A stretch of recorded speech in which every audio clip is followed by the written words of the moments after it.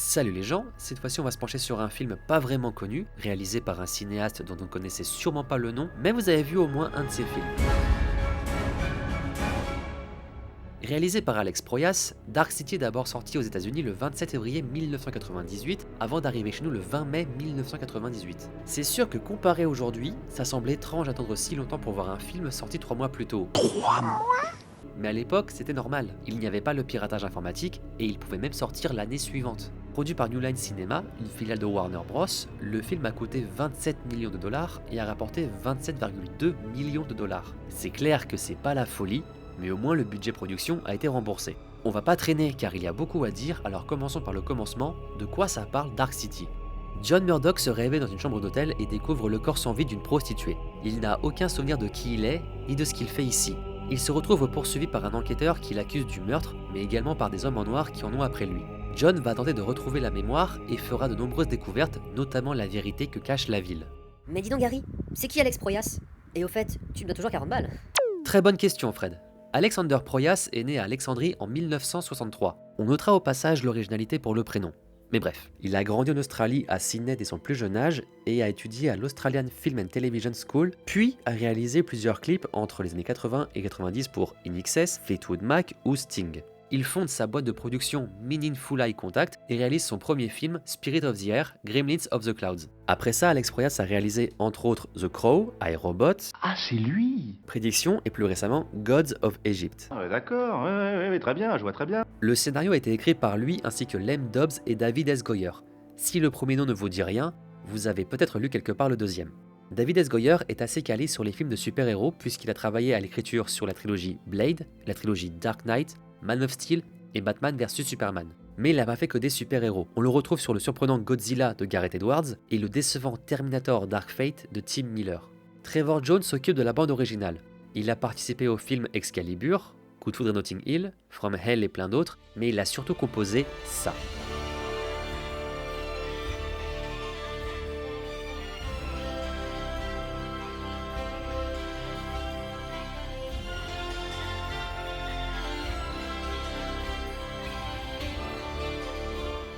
Côté casting, le rôle titre est confié à Rufus Sewell, son premier rôle principal au cinéma. Vous l'avez déjà vu dans L'Illusionniste ou The Man in the High Castle par exemple. Ensuite, on a Jennifer Connelly, William Hurt et Kiefer Sutherland que vous connaissez pour son rôle de Jack Bauer.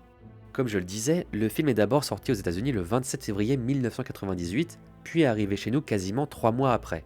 À la même période aux États-Unis sortait Blues Brothers 2000, la suite du célèbre Blues Brothers, The Replacement Killer, Affliction, The Wedding Singer, Sphere, Dangerous Beauty, ou traduit chez nous par La Courtisane, avec Rufus Sewell, décidément, et You've Got a Mail. Mais est-ce que ces films ont marché au moins? Vous me pardonnerez la présentation, mais au moins ça a le mérite d'être plus clair. Maintenant, passons de l'autre côté de l'Atlantique avec les films diffusés chez nous. On a eu Event Horizon, Ceux qui m'aiment prendront le train, et Le Loup-garou de Paris.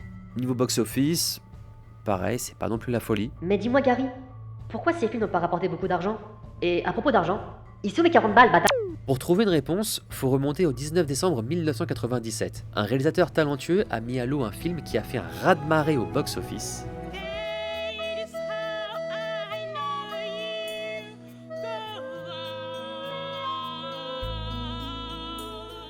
Vous le savez peut-être, mais Titanic est resté 12 ans au sommet du box-office avec un résultat de 2 201 647 264 dollars et a été détrôné en 2009 par Avatar, réalisé par James Cameron, déjà à la barre de Titanic. Il est resté à peu près 38 semaines en salle, ce qui fait de lui le 3e film sur le podium des succès historiques et aussi le 3e si on prend en compte l'inflation. Il détient aussi le record à égalité avec Ben-Hur et Le Retour du Roi du nombre d'Oscars remportés avec 11 statuettes. Pas mal, hein. Un peu plus tard, en mars 98, est sorti L'Homme au masque de fer, toujours avec DiCaprio et un casting 5 étoiles. Un résultat bien moins élevé que Titanic, mais très respectable. Ces deux films ont pu faire de l'ombre à Dark City, le public ciblé étant le même, à savoir adultes et jeunes adultes. Il y a peut-être un élément qui explique l'échec du film, son casting.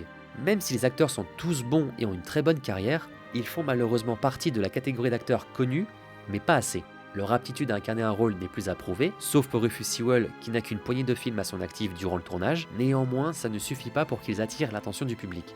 Pour exemple, aujourd'hui, on a Nick Frost, Michael Caine ou Zoé Saldana qui sont tous vraiment très bons dans leur jeu, mais on se déplacerait pas forcément au cinéma si c'était eux les têtes d'affiche, à moins que l'intrigue donne vraiment envie, et ça amène à une question, choisis-tu un acteur ou une actrice pour son jeu, ou pour sa notoriété? Vous avez 4 heures. Proyas aborde plusieurs thèmes récurrents dans ses films, comme la religion, la découverte d'un monde ou d'une société, et la présence d'un personnage principal comparable à un messie, un être sauveur.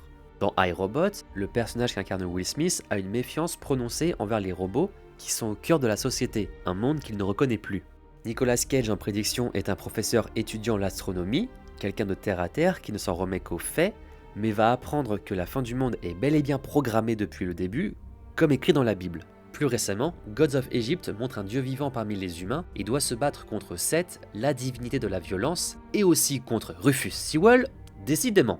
Mais Gods of Egypt est un cas particulier dans la filmographie d'Alex Proyas. Au départ, le projet ne parlait pas de dieu égyptien, mais de l'affrontement entre l'enfer et le paradis.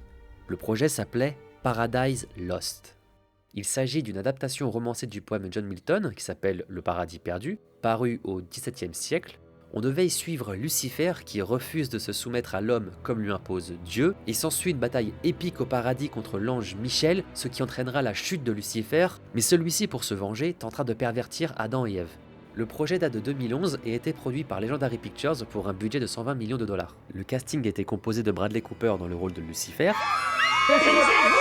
Benjamin Walker était Michel, Casey Affleck Gabriel, Jimon Hounsou Abediel, Dominique Purcell campait le rôle de Moloch, un ancien ange, et on y retrouve également Rufus Sewell.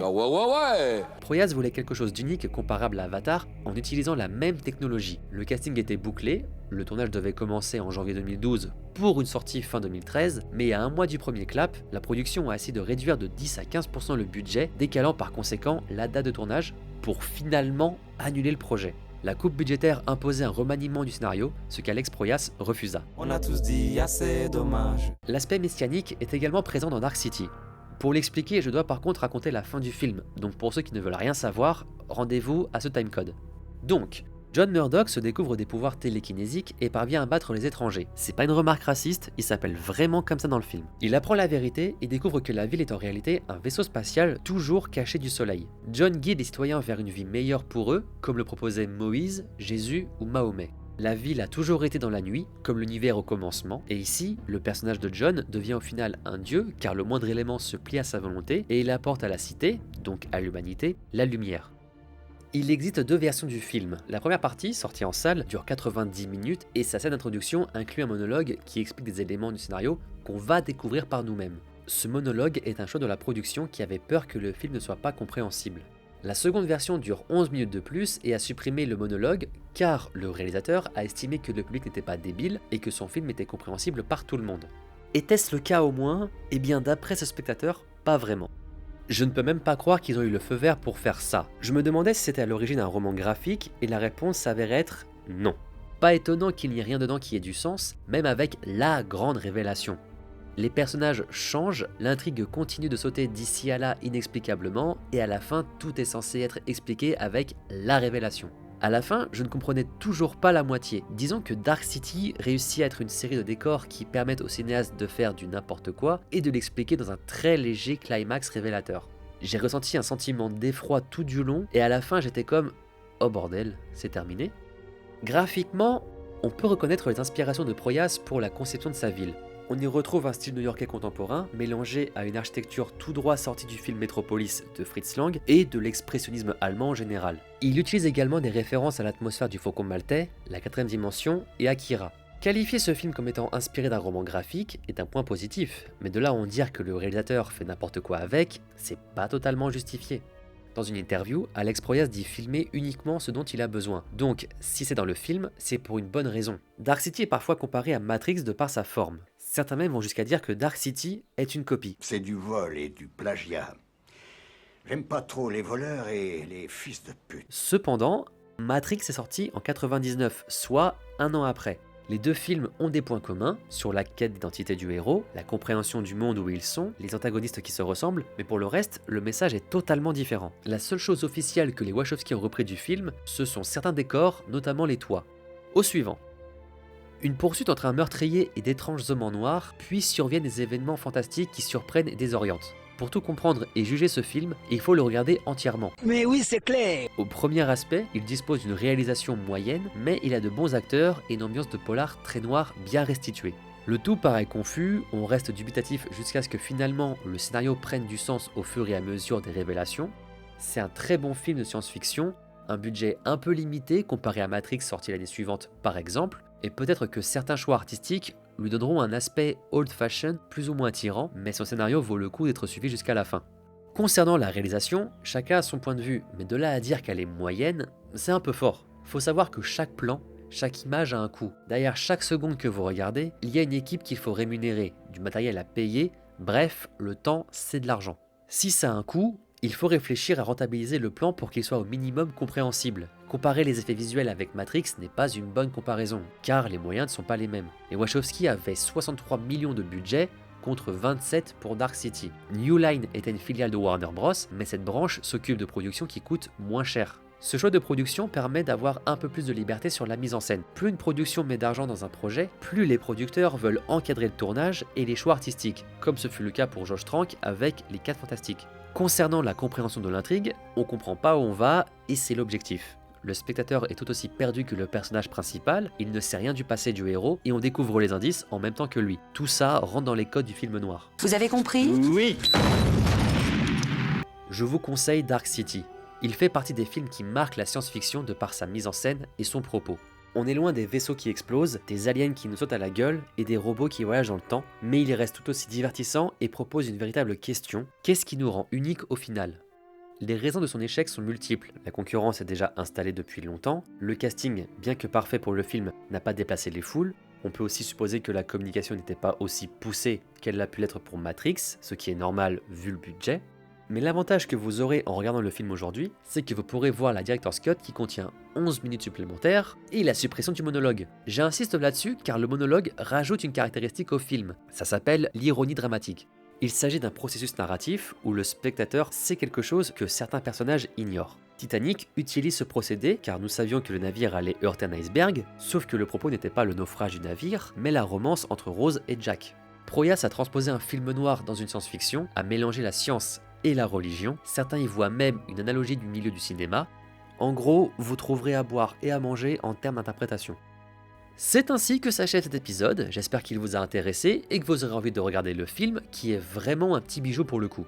L'anecdote du film concerne les décors. Le fait que les immeubles changent d'apparence est une idée que Proyas a eue quand il a vu les équipes déplacer les maquettes. Selon comment on est tourné, ça change tout. Dis-leur de s'abonner à la chaîne pour pas manquer le prochain épisode. Et rends-moi les 40 balles, sale enfant. Exactement. N'oubliez pas de me dire ce que vous pensez du film dans les commentaires et aussi de partager si vous l'avez aimé. Moi je vous fais des gros bisous du coude et je vous dis à bientôt pour une prochaine analyse. Salut!